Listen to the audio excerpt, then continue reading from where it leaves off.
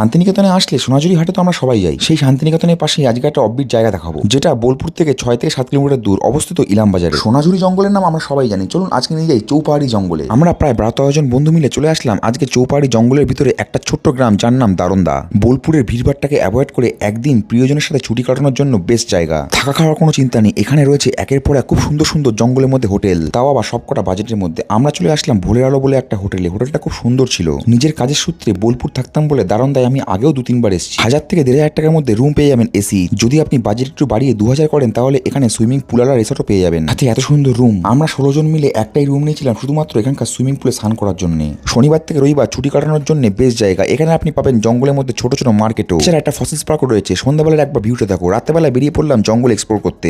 রাত তখন বাজে 12টা। আমরা চলে আসলাম চৌপাহাড়ি জঙ্গলের একদম কোর এরিয়াতে। 16 জন মিলে একসাথে এসছি বলে এই গভীর রাতে জঙ্গলে বেরোনোর সাহস পেলাম। জাস্ট ভিউটা দেখো। তোমরা কেউ কোনোদিন এখানে আসলে জানিও।